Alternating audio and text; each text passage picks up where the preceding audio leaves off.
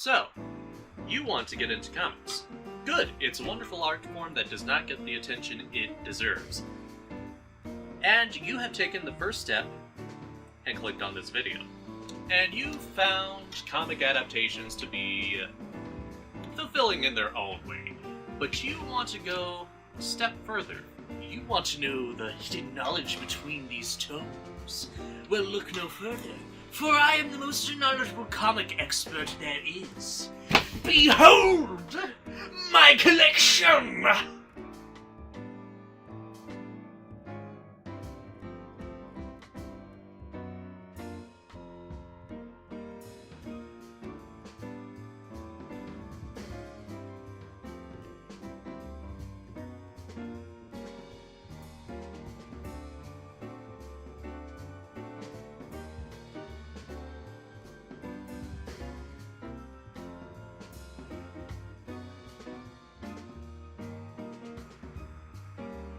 Are we good? Are we good? Are we good? Are we good? Are we good? Are we good? Actually, no. This is my dad's collection. We're just filming here because it looks nice. And it's, it's a nice collection. You see, here's your first lesson. No one has everything from the start, and no one knows everything from the start. Your collection and how you build it up is completely your own experience. And that is completely fine. My collection is not as expansive as my dad's collection. This isn't even everything that he has. And I'm completely fine with that. Also, knowing everything is no fun. How would you discover anything new? But I'm getting ahead of myself. Before we continue, I am speaking from a United States perspective, so I have no idea what your distribution for comics is in your country. I am aware that there is either non-existent or your comic distribution completely sucks in some of those countries. So if you live in another country besides the United States, try to find an official distributor, but if you can't, there are other ways. Yo-ho, yo-ho! With that out of the way, let's start with what formats comic books come in. Usually comic books first get distributed as single issues. These can be called singles, floppies, issues. Also floppies because they flop around. These are like magazines. And like magazines, they come out monthly. They're usually 22 pages of story, give or take ads. Well, unless the comic is essentially an ad. Anyways, when these aren't the newest things on the shelves, they get called back issues. Now, if you see multiple versions of the same issue on the shelf with different covers, don't worry. These are just what we call variant covers, aka variants. And sometimes they have something completely different to what's happening in the book. Like, oh my god, Mickey Mouse and his friends are the Avengers now! And then you flip open the book and it's not that at all. Sometimes just a promotion or series of variant covers that they're doing at the time. Doesn't really matter to you because it's just something that hardcore collectors go crazy for. If you're unclear of what it is, just go to the first page and find out for yourself what the issue actually is. You just have to pick what cover you like the most. After a few months, the back issues will be released in a book called a trade paperback, TPB, or if you're a fancy stick up your ass kind of person, a graphic novel. These collections can shift between names, shapes, sizes, and how much they collect. Like Digest, which is smaller in size and still collects the same amount as a regular trade paperback. Omnibus, which collects a lot more issues, but it's much more expensive. Hardcovers, which are hardcovers. How much and what is collected is a case-by-case basis, but you can find what's collected on the back cover or on the first or second page. So now that you know what formats there are, how do you get them? Let's start with the easiest option. Digital. It's the most accessible way to get comics through some streaming services. There's obviously Yo-ho, a pirate's life for me. But pirating comics can lead to viruses and actually hurt comics, especially the comic book creators, but especially if they're indie. But, as Gabe Newell once said, there's a fundamental misconception about piracy. Piracy is almost always a service problem, and not a pricing problem. If a pirate offers a product anywhere in the world 24/7, purchasable from the convenience of your personal computer, and the legal provider says the product is region-locked, will come to your country 3 months after the US release, and can only be purchased at a brick-and-mortar store, then the pirate service is more valuable. Because despite the fact that comic adaptations have taken over the world, unfortunately, comics are not distributed around the world as much as they should be. I know there's several countries lacking a lot of distribution, so I leave that up to you. Amazon has Comixology through Kindle, which allows you to read trades from several companies and creators. Think of it as comic book Netflix, a piece of every pie. Both the big two, Marvel and DC, have their own streaming services with Marvel Unlimited and DC Universe Infinite, which is mostly everything they've printed barring any licensing troubles or just haven't gotten to it yet. Now, if you'd like to read comics for free, legally, then you've got some options. There are 2 sites where you can read public domain comics. Comic Book Plus and Digital Comic Museum. You can find comics with popular characters that still remain popular to this day, like Shazam under his original name Captain Marvel, Plastic Man, Peacemaker, The Question, and Blue Beetle. As well as a lot of comics with horror, forgotten characters, or sci-fi. There's also work from Jack Kirby and Steve Ditko that isn't talked about as much as their Marvel or DC work. And you can click off this video right now because it's all free and it's all legal. Free comic book day issues from the past are available for $0 on Amazon digitally. Most webcomics are free. Webtoon is a free webtoon service that provides popular titles like Lore Olympus and Hooky. Marvel, Archie, and DC also provide official original titles on that site for free as well. Image Comics has the first issue of many of their series readable for free on their website. And while they're not exactly comic books, official motion comics have been a thing from DC, Marvel, Dark Horse, and Archie. If you have a library card and your library signed up for it, there are free services like Hoopla and Libby that provide comic books for free. All you have to do is wait for the comic book to be available to borrow and just download it. It's that simple. Speaking of library cards, libraries are also free, especially if you want physical books. Because as Stanley once said, comics are like boobs. They look great on a computer, but I'd rather hold them.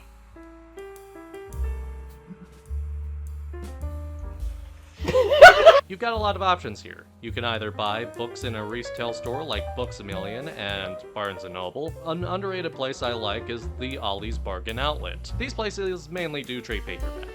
Walmarts also have comics, but it seems the only ones that have stuck are the Archie Comics Digests. And last but certainly not least is the Comic Book Store. At the Comic Book Store you will find all the formats available. Particularly, this is the brick and mortar store where single issues are available. If you want to stay up to date month to month, this is the place you want to go. And also, they have dollar bins and 50-cent bins if available. You can go through that. It's a great place. And also, support your local businesses. You can shop for new or used comics online through eBay, Amazon, and some comic book stores even have websites available. So since formats and where to get them are covered, what's next?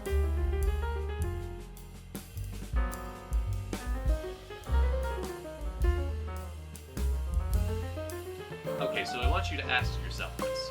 What are your favorite shows, books, movies, games, or characters? They don't have to be superheroes, and they don't have to be comic book related. Ask yourself that and make a list of what you came up with. Pause the video if you have to. You got it? Good.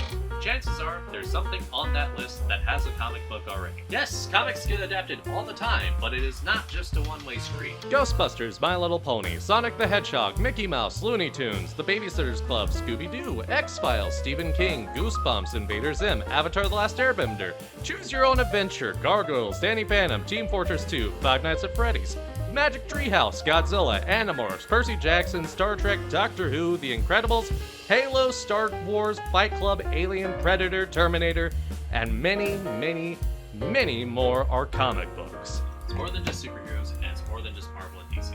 It's an expansive medium if you give it a shot. And most of these you can just start at Volume 1 and continue from there.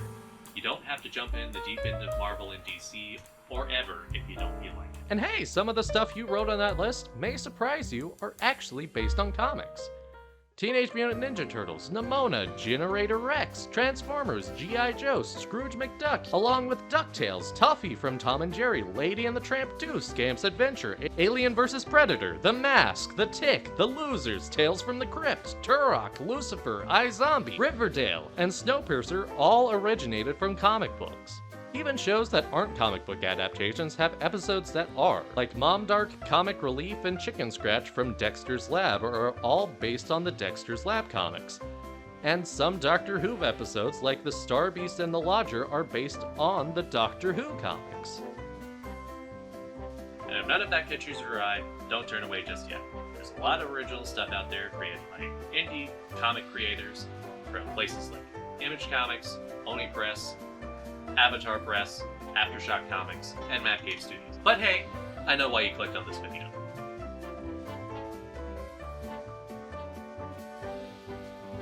Marvel and DC, the two titans of the industry, the first thing people think of when they think about comic books. But people get a little scared of the sheer size of these titans and their universes. People wonder, how could I ever understand Marvel and DC? Well, here's the thing. Chances are, you already have. Okay, think about it. How many games, shows, movies, whatever, of Marvel and DC have you experienced? Really think about it. Now, how many of those adaptations have gone in depth of the origins of those characters? In almost every Batman TV series, Batman is just Batman already. And many of the rogues and guest superheroes just exist without much explanation either. It seems that any new theatrical Batman film post-Dark Knight trilogy is following suit. Every Marvel and DC game just drop you in the universe. There's a ton of DC direct-to-DVD movies that drop you in the universe too. And the DCAU and DCEU Justice Leagues, there are heroes who don't get their backstories told to us extensively in their debut. There are so many mutants in the X-Men films who don't have origins. Spider-Man doesn't get an origin in the MCU, and the only character who got an origin with his debut in a James Gunn comic book movie so far is Star-Lord. Who? So let's start from the top. Why didn't you need to see the Batman become Batman in The Batman? Well, you know who Batman is. Parents die, hates guns, and makes criminals fear him. You used what you know about Batman from other Batman stuff you've seen to fill in the blanks. You're using headcanon. The definition of headcanon, according to Wikipedia, is elements and interpretations of a fictional universe accepted by an individual or small group of fans, but not necessarily within or supported by the official canon. While there's several versions of headcanon, like fan theories and shippings, we're not going to get into that today. We're getting into the subconscious continuity that each individual develops for themselves over the years. Whether or not you're aware of this, you also have that. Tell me this. How does Captain America come to the present day, and what happens after that? What you probably told your screen is at the end of World War II, Captain America sacrificed his life and the life he could have had with the love of his life. After that, S.H.I.E.L.D. went looking in the Arctic for decades until finally finding Steve Rogers at the most desperate time needed. So Captain America is part of the first team of Avengers and stops an alien invasion led by Loki. Well, I'm sorry to break it to you, but that's not how it originally happened. The Hulk recently left the Avengers after only 2 issues being a part of the team. So Namor and Hulk team up to take revenge on the Avengers. They lose. Everyone goes their separate ways. Namor decides to take his anger out on some Inuit people who worshipped Captain America on ice. I know. Yikes! Namor picks a direction and just chucks Captain America into it. Luckily, it was warmer waters, and he thawed. The Avengers found him, and he explained, after waking up, that Bucky blew up on the superweapon aircraft, and Steve just got pushed into the icy waters. So they fight Loki, right? Nope. The rest of the Avengers get frozen by an alien masquerading as a photographer because he's being blackmailed by Namor. Cap and Hulk's best friend Rick Jones fixed that problem. Does that feel relevant to you at all whenever you see Captain America in anything? Your response most likely is, What the hell was that? okay, but this is a team book, which is filled with every part of the Marvel universe. Let's focus on something smaller, like Spider-Man, solo character. Nothing happens. Tell me the origin of Green Goblin. Probably goes on something on the lines of, Oh, it's a CEO who injects himself with a serum and fights Spider-Man as the Green Goblin on a glider because him, his son, Peter Parker, and Peter's girlfriend are all in a tangled web of drama. You're wrong. Green Goblin flies on a mechanical broomstick and he hires the enforcers to be his muscle. So Green Goblin goes to California to talk to a movie director about making a Spider-Man movie. Also, we don't know he's Norman Osborn because that reveal happens 2 years later. No, he pitches the idea to the director as the Green Goblin. He loves the idea. Gobby pitches it to Spider-Man all the way back in New York. He loves it too, so everyone goes to New Mexico to film the movie. Turns out, Green Goblin and the Enforcers want to kill Spider-Man in the desert. So the fight takes them to a cave, but uh-oh, the Hulk is in the cave too! So Green Goblin lets the Hulk finish Spider-Man, but Spider-Man manages to survive. Everyone goes their separate ways and the movie's canceled. Did this, at all, change how you see Green Goblin and Spider-Man? No? Good! Because you didn't need to know all that! You're probably using the origins of Captain America and Green Goblin that the movies gave you instead of this. And that's good! They're cleaner and up-to-date thanks to the hindsight of the filmmakers' work. You can use that knowledge whenever you see Green Goblin or Captain America do their thing in the comics. That's headcanon, and that will help you dive deeper into these universes. But hey, what about DC? Well, there are 4 reboots of the DC Universe, and within the one from the 80s to the 2010s, Superman has 3 separate origins, and each of them were considered the only origin at some point. In the New 52 reboot that lasted through the 2010s, in the span of 5 years, Batman became Batman and joined the Justice League in his first year, went through all 4 Robins he had in the previous continuity, one of which is his biological son, by the way. Barbara Gordon became Batgirl, retired, got crippled by the Joker, got better, became Batgirl again. Jason Todd, who was one of said Robins, died and came back as the Red Hood. Dick Grayson, also one of said Robins, also became Nightwing, founded the Teen Titans, then became Batman after Bruce Wayne disappeared, and then went back to being Nightwing after Bruce came back. I remind you, this is all in 5 years, and this is just Batman. And in the most recent DC reboot, every reboot's canon. Yay! Yeah, it doesn't make any sense. But here's the thing, you've already experienced this. Think back to the Lego Batman. Concerned. I've seen you go through similar phases in 2016 and 2012 and 2008 and 2005 and 1997 and 1995 and 1992 and 1989 and that weird one in 1966. What about that time with the 2 boats? This is better than the 2 boats. Gotham City. I did something! Batman's been on the job for a very, very, very, very, very, very, very, very long time. He has aged phenomenally. Did you actually accept the DCEU, the Dark Knight trilogy, the Schumacher films, the Burton films, Batman 66, the DCAU, the Dark Knight Returns, Super Friends, and the Batman film serials as canon to the Lego Batman movie? Despite, some villains being dead and other stuff, how different characters can be from project to project, and that Batman still hasn't met Batgirl or Robin. Once again, the answer is no. You treated it as its own thing, and you should treat every story in Marvel and DC as its own thing, despite being connected to a larger continuity. Well, like MCU and DCEU films. Sure, you could watch Suicide Squad 2016 or Civil War before watching Birds of Prey or Black Panther, but you don't really have to do that. And if you don't like those films, you don't really want to think about them. And with comics, it's the same thing. Just like how some people don't like the Star Wars prequels or Godzilla 2014, but enjoy the original Star Wars trilogy or King of the Monsters. Same goes for those who watch the Doctor Who revival without watching the original seasons. It's a take it or leave it deal. It can deepen the character for you, but you can ignore it if you wish. No one can know everything about a universe, not even the people running it. Hell, no one can even care about every part of the universe. You shouldn't feel like you have to either. So, let's get into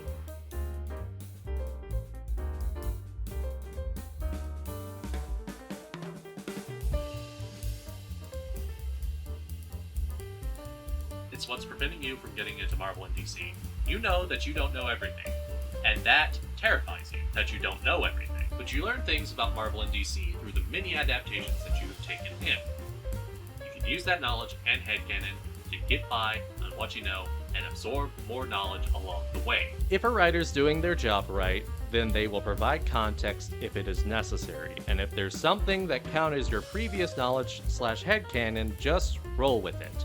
And I know there's a lot of characters you don't know yet. Meeting a character you don't know the backstory of can be a little intimidating.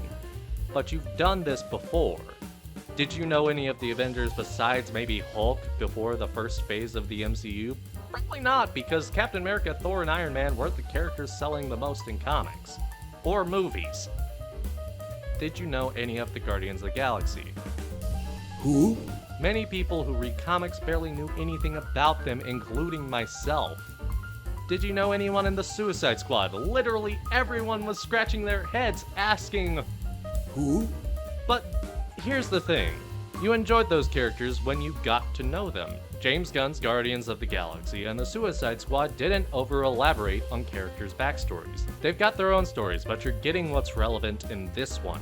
It's not until later when you find out some of those characters' backstories, and that deepens said characters. With each Marvel or DC comic you read, you will add more and more characters to your knowledge and learn more about them, making you appreciate them more with each issue you read.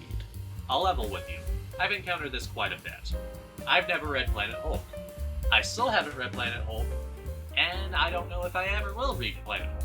But I have seen the Planet Hulk movie, and that has helped me to understand World War Hulk, which I have read. I didn't know what all the Illuminati did besides Iron Man starting Civil War and shooting Hulk into space. I didn't know who the Sentry was, and I didn't know at the end of Planet Hulk's comics Sakaar blows up, but I enjoyed it. I knew the Illuminati messed up big time, and the Hulk is the consequence. If you want a more recent example, I have read through the entirety of the Ghostbusters ongoing comic from IDW. And after that, we got some maxi and miniseries. And one of those maxi and miniseries was the Ghostbusters TMNT crossover. Now, I had not read any of the IDW TMNT comics, and I still haven't. But since I exist, I know who the Teenage Mutant Ninja Turtles are, and I've seen several of the movies and cartoons to understand who they are. So that didn't affect my enjoyment of this comic. In fact, I have a friend who has never read any IDW TMNT or IDW Ghostbusters comics before reading those IDW TMNT crossovers, and they still enjoyed it. Honestly, comics are not that hard to get into, and it's okay to feel a little overwhelmed or scared. But there are nerds out there, like myself, who want to help you get into comics. And there are the idiots out there who want to gatekeep this hobby from outsiders, but they are not representative of everyone. Now, you probably know somebody that reads comics, and I'm certain they would love to help you.